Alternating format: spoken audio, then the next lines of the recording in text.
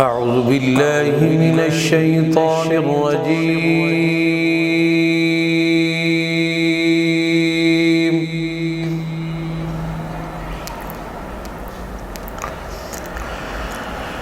بسم الله الرحمن الرحيم.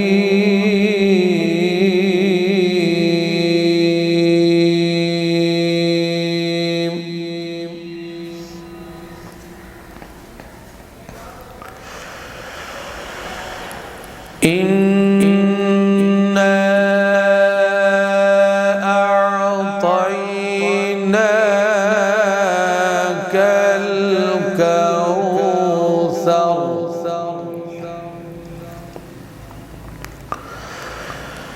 فصل لربك وانحر.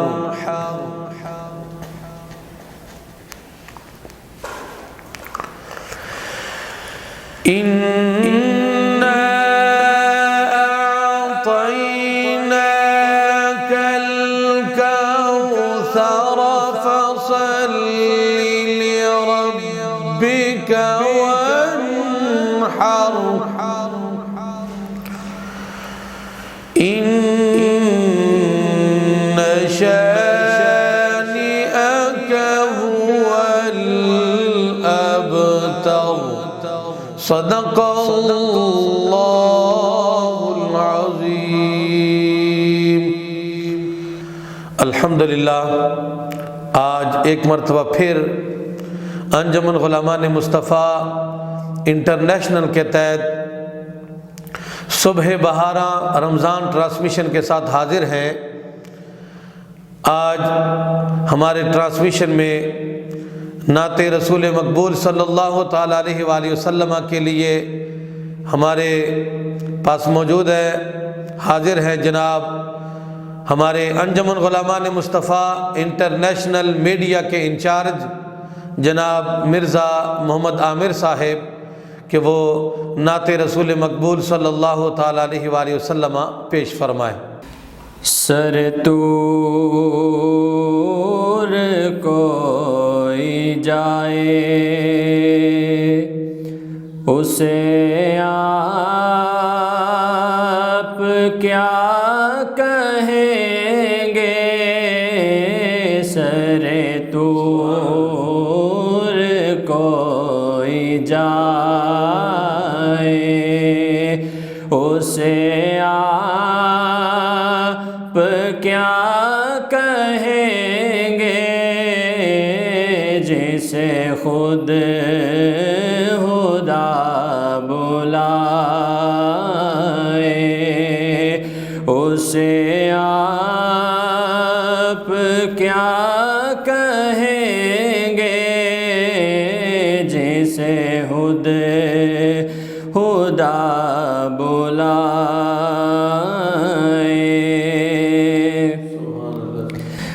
کوئی اس کی عظمتوں کی نہ مثال ہے نہ ہوگی، نہ مثال ہے نہ ہوگی. جو خدا سے مل کے آئے اسے مصطفیٰ کہیں گے. جو خدا سے مل کے آئے اسے آپ کیا کہیں گے. جسے خود خدا بلائے. جو کمر کو توڑتا ہو، جو دلوں کو جوڑتا ہو، جو دلوں کو جوڑتا ہو. جو یہ معجزے دکھائے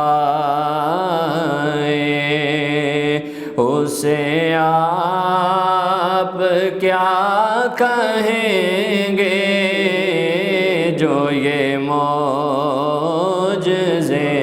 دکھائے،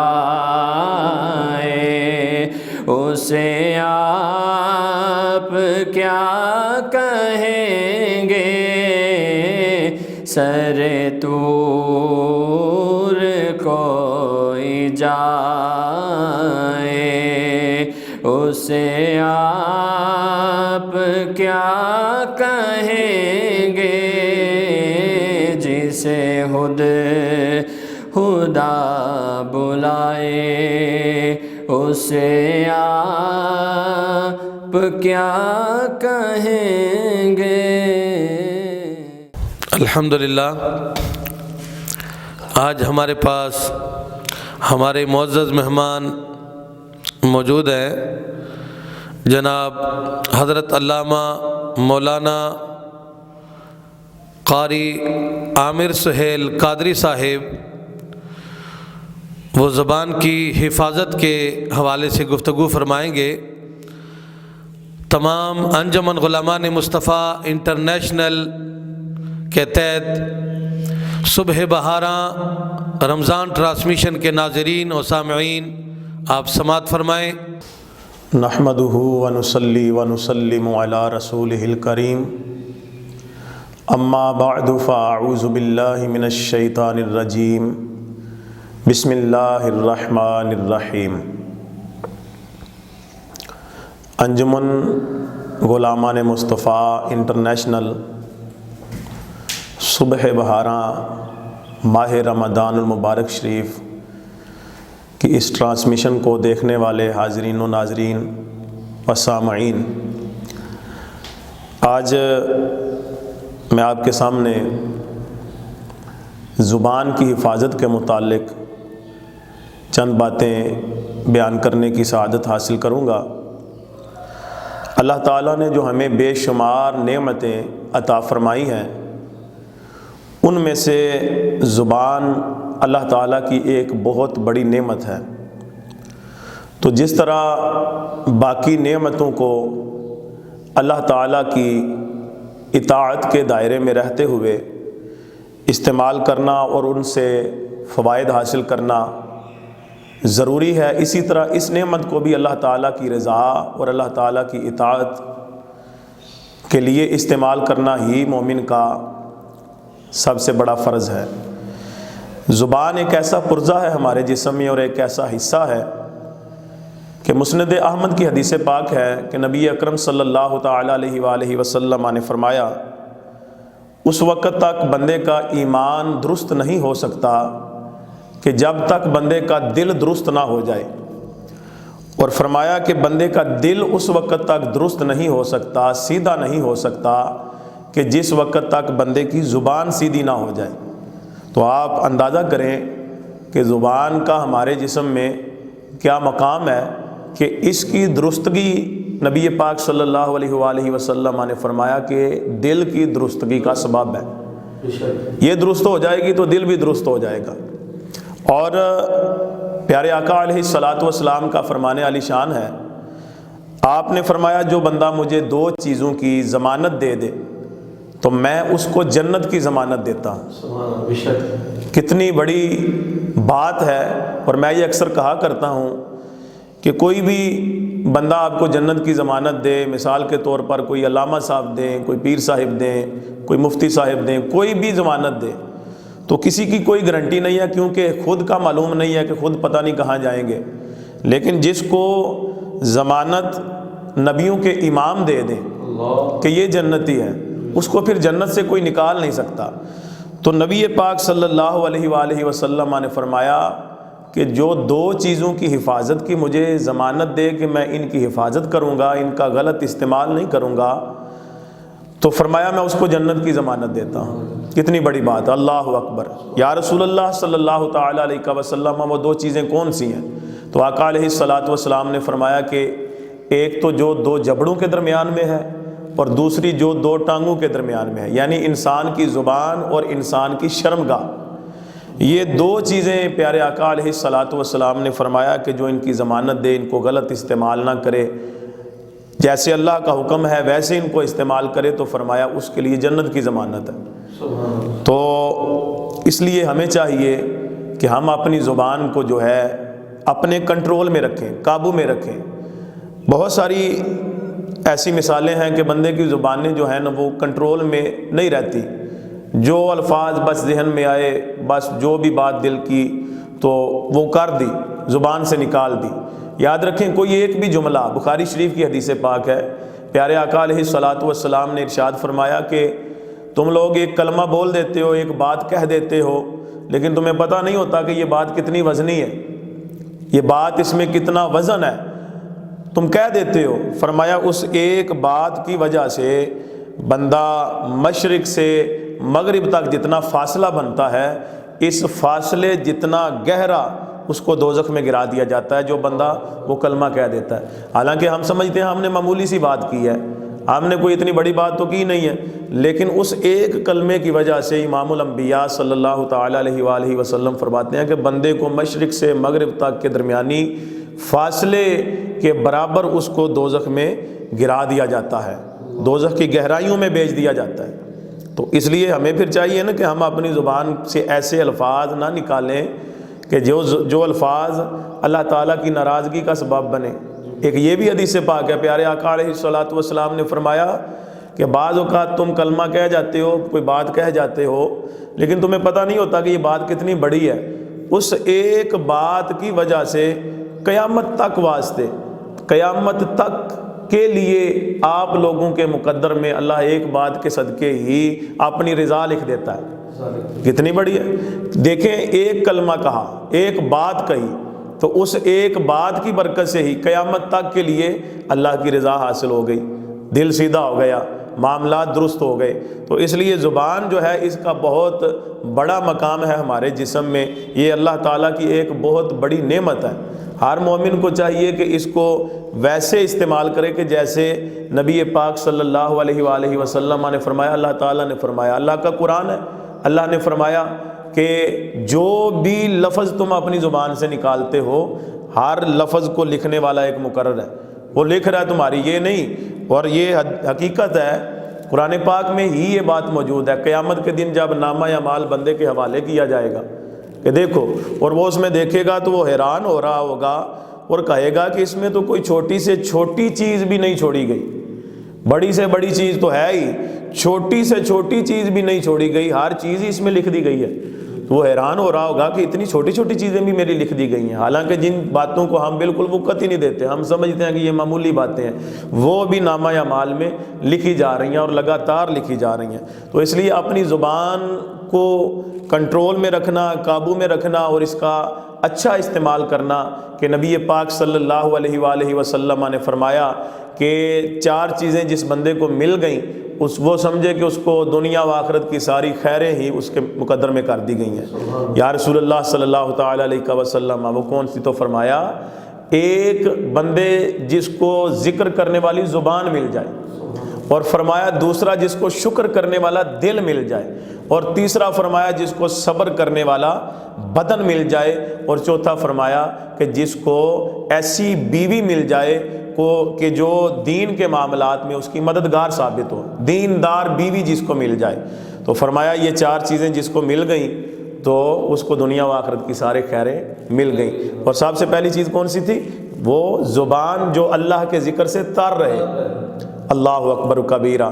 اس لیے اپنی زبانوں کا ایسا استعمال کریں، اس پر قرآن کی تلاوت جاری ہو، اللہ کا ذکر جاری ہو، نبی پاک صلی اللہ علیہ وآلہ وسلم پر درود پڑھتے ہوئے اپنی زبانوں کو ہلائیں، حرکت دیں۔ انشاءاللہ قیامت کے دن آپ کو اپنے اس عمل پر فخر ہوگا کہ میں نے اپنی زبان کو اللہ کے ذکر میں تار رکھا، اور آج اللہ تعالیٰ نے مجھ پر کتنے کرم فرما دیے ہیں۔ دیکھیے نبی اکرم صلی اللہ تعالیٰ علیہ وآلہ وسلم، آپ ایک عورت کے پاس تشریف فرما تھے، تو اس نے اپنے بچے کو بلانے کے لیے اس نے کہا اپنی مٹھی بند کر کے کہ آؤ میرے پاس یہ کھجوریں ہیں، تو آجو لے لو۔ جس طرح کہ ہم عام روٹین میں اپنے بچے کو بلانے کے لیے، متوجہ کرنے کے لیے، اس کو پاس بلانے کے لیے ہم کہتے ہیں کہ آؤ میرے ہاتھ میں یہ چیز ہے، آ کے مجھ سے لے لو۔ تو اس نے بھی ایسے ہی کیا، اس نے بولا کہ ذرا بیٹا یہ میرے پاس کھجور ہے۔ تو نبی پاک صلی اللہ علیہ وسلم نے جب دیکھا تو اس عورت سے پوچھا کہ کیا واقعی تیرے پاس کھجور ہے؟ تو اس نے عرض کی ہاں۔ اس نے پھر مٹھی کھولی تو واقعی کھجور تھی۔ تو میرے آقا علیہ السلام نے فرمایا کہ اگر کھجور نہ ہوتی تو پھر تیرا جھوٹ لکھا جانا تھا۔ دیکھیے یہ تو بالکل معمولی سی بات ہے، اس کو تو ہم بالکل گناہ سمجھتے ہی نہیں، معاذ اللہ، اللہ تعالی ہمیں محفوظ فرمائے۔ لیکن نبی پاک صلی اللہ علیہ وسلم نے فرمایا اس سے بھی تیرا جھوٹ لکھا جانا تھا۔ تو اس سے ہمیں یہ پتہ چلا کہ چھوٹی چھوٹی چیزیں، معمولی چیزیں کہ جن کو ہم بالکل بھی ان کو وقت نہیں دیتے اور ہم سمجھتے ہیں کہ یہ عام سی چیزیں ہیں اور اس سے ہمیں کوئی نقصان نہیں ہوگا، وہ چیزیں بھی ہماری لکھی جاتی ہیں اور کل قیامت کے دن ان کے بارے میں بھی ہم سے پوچھا جائے گا۔